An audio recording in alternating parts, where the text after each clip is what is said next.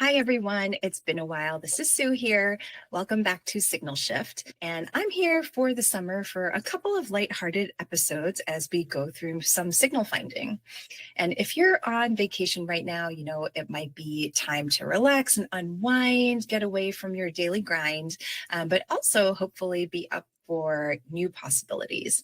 And that's what I wanted to talk about because at Signal Shift, we do a lot of our work by looking at diverse news sources, reading and digging into reports and things like that.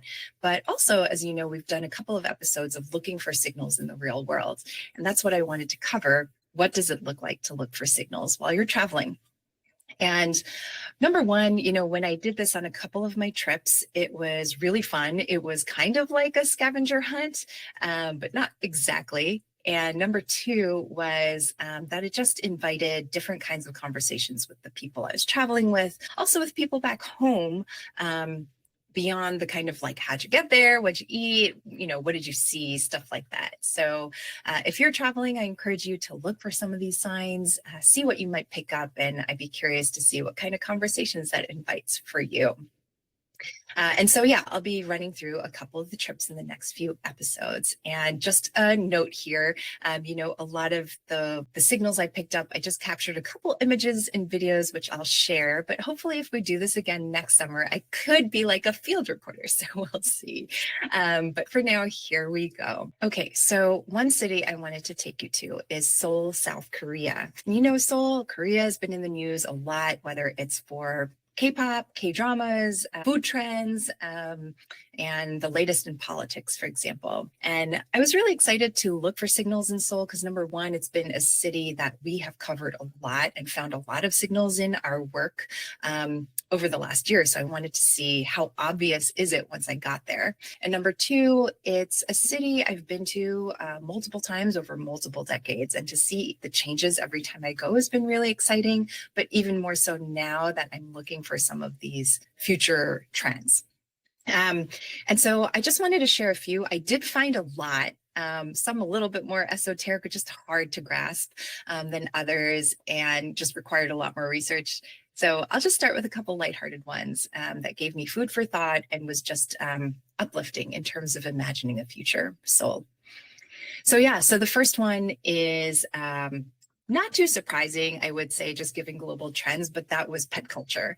And I saw so many more people out with pets, especially small dogs, than I'd seen in previous trips. And they were out and about wearing really cool fashion. They were out and about in pet strollers. And it got to the point where by the end, if we had guessed if there was a baby or a pet, a lot of times it was a pet. In our day-to-day, we would pass by boutiques selling dog clothing. We had places that sold pet strollers. We even passed by what I think is like a high-end vet clinic offering specialized services like dermatology. And, it tracks what we had been seeing in the news lately. And it continues a long-term trend now where 1 in 4 families in Korea now own a pet. Pet insurance market is starting to boom.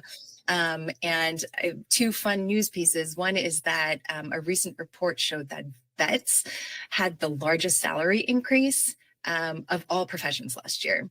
And the largest tour operator in Korea is now offering a travel package to Vietnam, offering pet owners and their pets a 5-star travel service from hotels, amenities, photo opportunities, you name it. So really curious to see how quickly that has sold out and what will be in the future. The other side of the coin is just food for thought that we saw in the news. I think we covered it, right? That last year, the number of pet strollers outsold the number of baby strollers for the first time in Korea. We often hear about Korea's falling fertility rate. It sounds sensational because when I was there were plenty of people with children out and about, and people were really kind to them. So I do love that part about the culture. I hope with, the recent changes to promote an increasing birth rate, we'll see how that goes. But this is definitely a question for the future. What does it look like? Also for the pet industry too. So that was food for thought. And the next signal also brought in a couple of themes that we had before, which was third spaces, combating climate change, and the reinvention of malls. So I don't know how, like, I feel like every trip I've been to in Seoul, I've been to a mall. It's kind of hard to avoid. They're attached to subway systems, for example. They're everywhere. And you have the large established malls like Lotte or Shinsegae, but you also have night markets. You have, yeah, and you have subterranean malls as well. And I've always gone, obviously, to go shopping, or there might be a specific eatery I want to go to. But this time I observed a couple of new different things. One is that while I was there were several poor air quality days where you could really feel it in the air, and it wasn't too nice to be outside. So we did wind up going to the mall to spend the day. And um, at least one of the malls we went to was quite prepared. So COEX is a very large mall in Gangnam. And, they're known for, I think on Instagram, especially Starfield Library, which of course we had to go to. But beyond that, they had a lot of public amenities that I really appreciated. So one was just that I noticed more air purifiers in the hallway or in the corridors. There were also places that were selling a lot of air purifiers to people.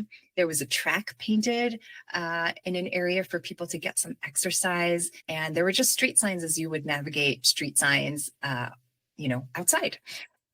The other thing that was interesting was you couldn't really tell if it was night or day in some of the places. And we went late at night. It just felt like it was during the day. There were so many people out and about shopping and eating, and all sorts of people, whether it was like families with young kids, the elderly, people with dogs, tourists, etc. And so, yeah, I thought, given the loneliness epidemic in Korea, that felt uplifting to me. There was, I saw later that there is programming for more specialized populations like senior citizens that are held there. So, is the mall another place where you could really create intentional programming to bring more people together? And for me, I guess the flip side of it was, yeah, I was really appreciative. There was a place to go on a really poor air quality day. I wasn't stuck in a hotel.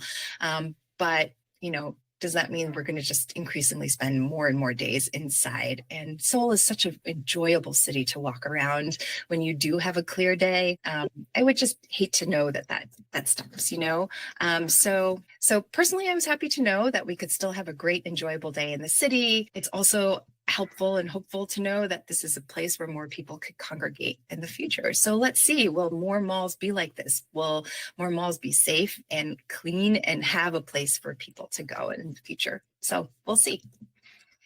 Okay, so some of the more like uplifting signals I found was I found that there were trees and gardens everywhere, but it wasn't obvious, right? Like you just walk down the street, and Seoul is a city that built up. You can't really see the sky in some of the places. Certainly we couldn't where we were staying. You really, really had to like look up at a sliver. But when you're out in the street, you start looking up and you see treescapes on all the rooftops, which I thought was really fascinating. Like you look up to go see the garden. And I am not an architect, but what I did learn was, there is a concept called the fifth facade where you integrate roof design into the structure. And so I know that I'll link to something that shows how Korea is using some of this concept. And I learned beyond that, when I got home, that actually increasing gardens and treescapes in Korea, or in Seoul specifically, has been a multi-year effort by the city to create a botanical garden city. And their goal is to create a garden that's within a 5 minutes walking distance from everyone's home. The current administration, I think, built over 500 gardens last year, is on track to create another 500 this year, with the goal of having more than 1,000 new gardens by 2026. And so, one of the efforts, a couple of the reasons that they have this is to combat climate change, to really lower the temperature of the city. And the other is to also help combat the loneliness epidemic. They did cite studies that showed that mental health increased when you were out in public, in gardens, and also to help create job opportunities with educational programs, helping people become docents, gardeners, etc., and more. So I found this super uplifting. I mean, I've seen so many Korean movies where there's, post-apocalypse, like desert, things like that, just barren land. And this imagines a city that's different, that's so vibrant, that incorporates a dense urban forest among their cityscape. And so I hope the next time I go see Korea, there's just a lot more greenery everywhere in really creative ways. Maybe there's just more things that are wild that live among the people. I know that's kind of crazy, but it would be really great to see. So so trees and gardenscapes. And then the last one actually harkens back to the sustainable travel episode we did this time last year, when we talked about the possibility of a blue visa, where maybe tourists could be incentivized to act more sustainably around the cities that they're visiting, with maybe discounts or advantages to go to different institutions. And this isn't exactly that, but what I did find was that Seoul last year introduced a climate card for tourists. And they introduced it to residents first, which is a monthly card, unlimited transit access, which I think they've kind of expanded since then. But due to its popularity, they launched one for tourists too. That's a shorter term stay. It also includes access to different sites around the city, things like that. People love it so much, actually, especially locals, that they voted it the #1 popular policy last year by the government. And they had over 10 million users recharge their cards, for example. So, in the future, I wonder, could they even do more with it? I think they're initiating something new to include discounts for families with young children, for the elderly, or for households that are of a certain low income. So very, very interesting. I would love to see more done later, where it is, maybe educating tourists and residents around some of their sustainability practices, maybe promoting sustainable businesses, something like that. So we'll see where it goes. But that was also uplifting to see just the invention of it and the popularity of it especially by its locals, and hopefully also by the tourists too. So that's it. So next week we'll go on to the next trip. But if you're traveling right now and listening to this, I hope you're also looking with some eyes towards the future and finding some new things for the city and imagining what it might be like in the next 10 years. So thanks again, and we will see you next week.